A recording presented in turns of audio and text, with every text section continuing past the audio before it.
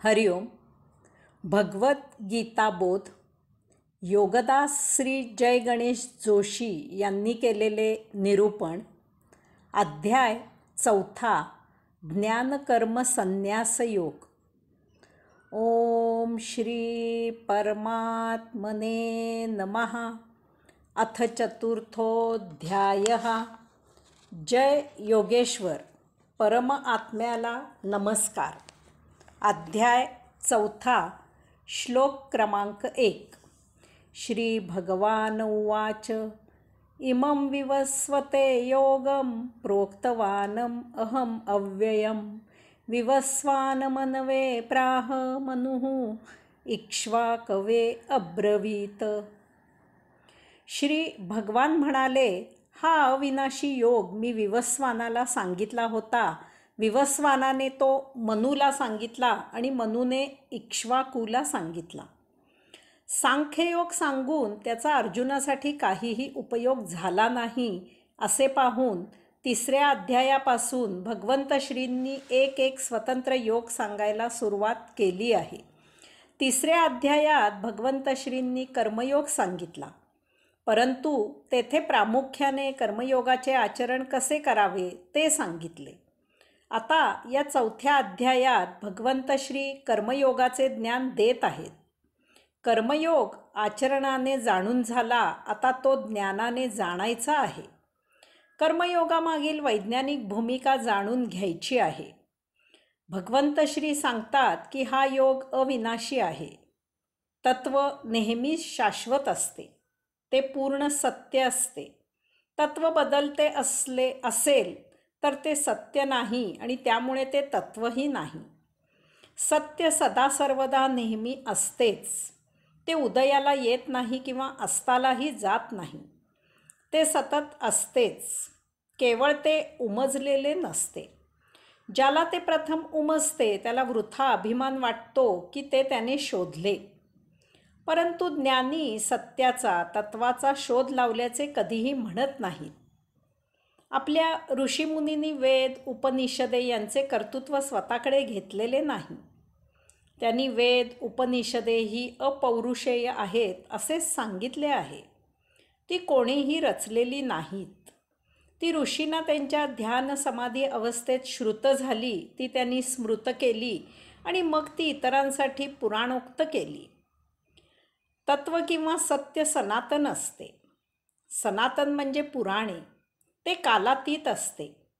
काळाचा त्यावर परिणाम होत नाही. कालमानानुसार ते बदलत नाही. काळाच्याही आधीपासून तत्व किंवा सत्य असते. काळाच्या अधीन असलेले शाश्वत असू शकत नाही, कारण काळ सतत वाहत असतो, बदलत असतो. काळाप्रमाणे बदलणारे सत्य किंवा तत्व असू शकणार नाही. भगवंत श्री सांगतात की हा योग त्यांनी विवस्वानाला सांगितला होता. येथे मतभेद आहे. विवस्वान याचा एक अर्थ सूर्य असा आहे. त्यामुळे काही जण याचा अर्थ सूर्य असा घेऊन भगवंत श्रींनी हा कर्मयोग सर्वप्रथम सूर्याला सांगितला असा घेतात. तसेच विवस्वान हा एक सूर्यवंशी राजा होऊन गेला, त्यामुळे काही जण भगवंत श्रींनी कर्मयोग त्या राजाला सांगितला होता असे म्हणतात. वास्तवात हे दोन्हीही अर्थ अगदी चपखल आहेत. आपण या दोन्हीही अर्थाने हा श्लोक समजून घेऊ. प्रथम विवस्वान याचा अर्थ सूर्य असा घेऊन हा श्लोक समजून घेऊया. या विश्वात अगणित सूर्य आहेत. आपला सूर्य आपल्या पृथ्वीपेक्षा 60 लाख पट मोठा आहे. त्याच्यापासून महादिव्य ऊर्जा प्रसवत असते. ती आपल्या पृथ्वीला प्राप्त होते. आपल्या पृथ्वीवरील जीवसृष्टी पूर्णपणे सूर्यावर अवलंबून आहे. सूर्य आहे म्हणून येथे जीवसृष्टी आहे. सूर्य नसेल तर पृथ्वीवरील सजीव क्षणार्धात निर्जीव होतील. सूर्याचे निरीक्षण केले तर आपल्या लक्षात येते की हा सूर्य योगी आहे. ऋषी या योग्याकडूनच, सूर्याकडूनच योग शिकले असावेत. योग्याची 2 प्रमुख लक्षणे आहेत. एक म्हणजे योग्याने स्वतः काहीही न करता सर्व काही केवळ त्याच्याचमुळे होत असते.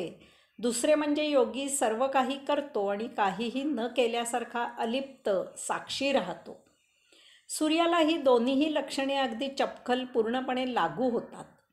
सूर्य उगवतो, लगेच पृथ्वीवरील तमाम जीवसृष्टी कामाला उद्युक्त होते आणि काम करू लागते. वास्तवात सूर्य प्रत्यक्ष काहीही करत नाही, परंतु पृथ्वीवर तो उगवल्यामुळेच सर्व कार्य घडते.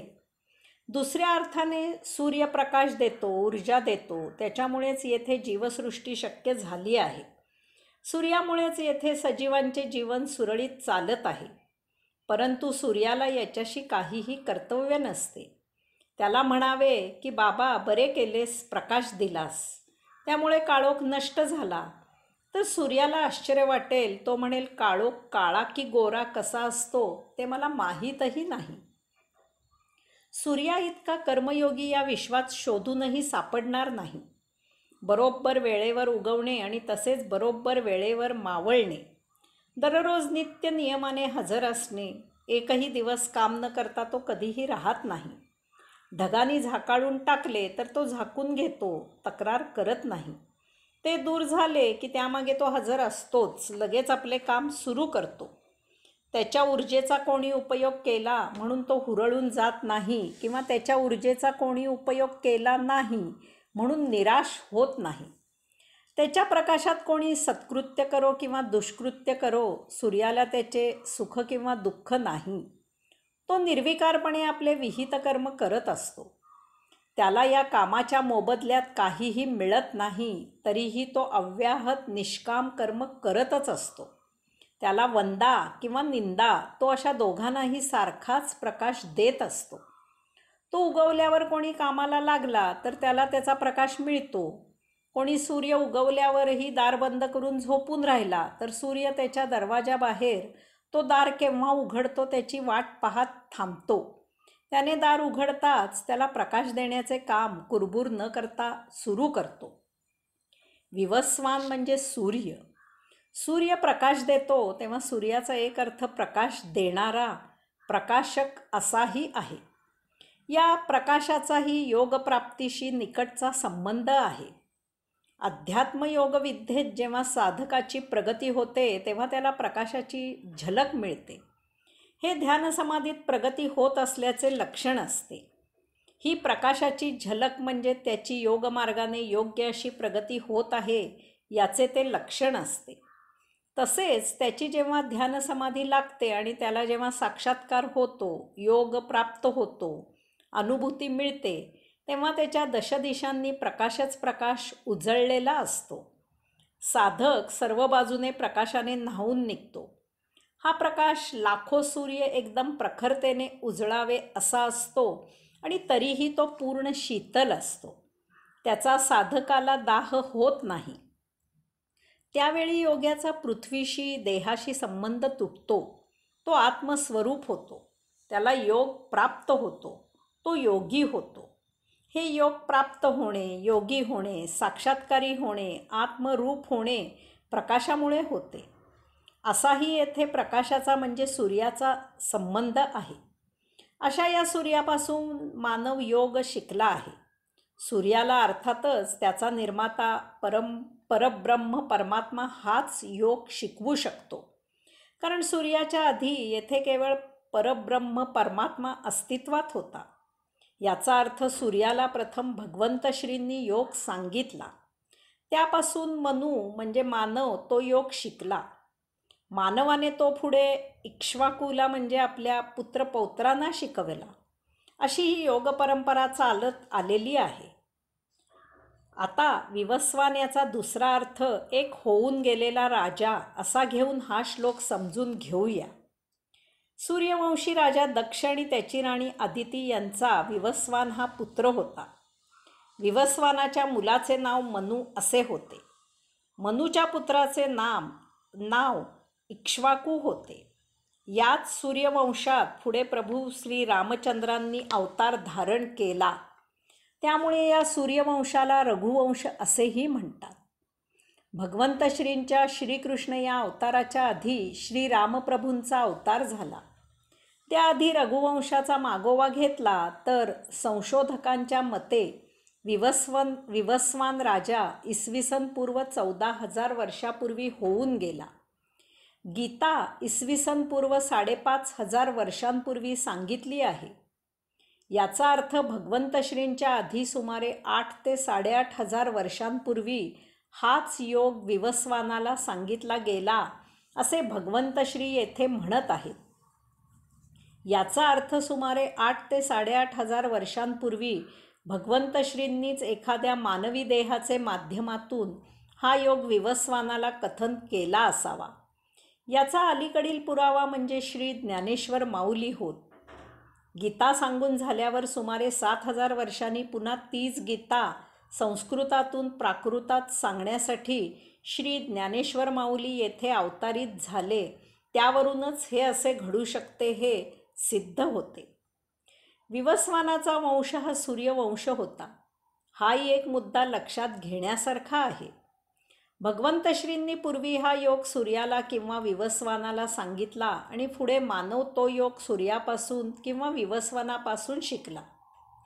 मानवाने तो योग पुढे आपल्या वंशजांना शिकविला. हे सर्व सांगायचा मुख्य मुद्दा असा आहे की हा योग काही नवीन नाही. हा योग वेदांमधून सांगितलेला आहे. तो सनातन आहे. तो कालातीत आहे. त्यामुळे तो सत्य आहे. काळामध्ये निर्माण झालेले लयाला जात असते. ते काळासह वाहत असते आणि संपतही असते. काळ क्षणाक्षणाला बदलत असतो आणि त्यातील वस्तुजगत बदलत असतो.